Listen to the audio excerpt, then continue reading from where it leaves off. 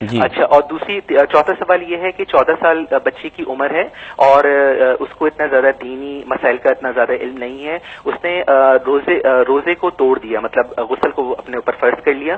تو ایسے روزہ رکھنے کا جو ہے وہ کیا حکم ہوگا، مطلب قضا ہوگی یا جو بھی ہے؟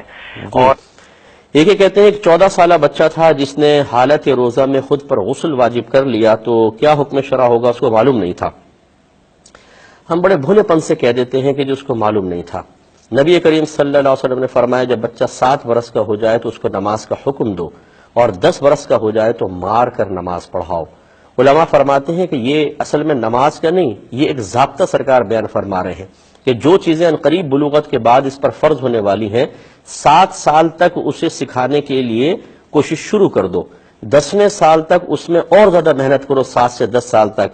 اور اگر 10ویں سال وہ کمزور نظر آئے، سست نظر آئے، غافل نظر آئے تو سختی سٹارٹ کر دو، کیونکہ عنقریب وہ بالغ ہونے والا ہے.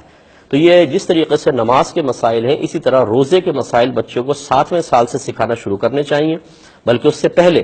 اور 10ویں سال تک تمام روزوں کے مسائل ضروری بچے کو آ جانے چاہیے. تو اب ہمارے ہاں یہ رواج نہیں ہوتا. ہم 14 سال کے بچے کو جو بالغ ہے خود پہ غسل واجب کر رہا ہے اور ہم کہہ رہے ہیں وہ بچہ ہے. وہ بچہ کہاں ہے؟ شریعت تو اس کو مکلف بنا رہی ہے. وہ بالکل گناہ گار ہوگا. اس طرح روزہ توڑنا حرام اور گناہ کبیرہ ہے. اسے اللہ تبارک و تعالیٰ کی بارگاہ میں توبہ کرنی ہوگی.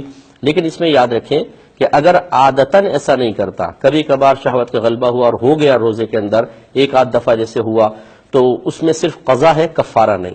لیکن اگر کوئی اس کو کھیل ہی بنا لے کہ اچھا اس میں تو ایک قضا ہی ہے تو چلو پھر میں دوبارہ کر لیتا ہوں تیسری مرتبہ، تو پہلی مرتبہ معافی ہوتی ہے، صرف قضا ہے، کفارہ نہیں. دوسری مرتبہ کرے گا تو یہ قصد نافرمانی پر محمول کیا جائے گا، اور زجرن، اس کو شرعی اصطلاح کہتے ہیں زجرن، یعنی ڈانٹ ڈپٹ کے طور پہ اس پہ کفارے کو لازم کیا جائے گا تاکہ آئندہ اس قسم کی حماقت نہ کر سکے.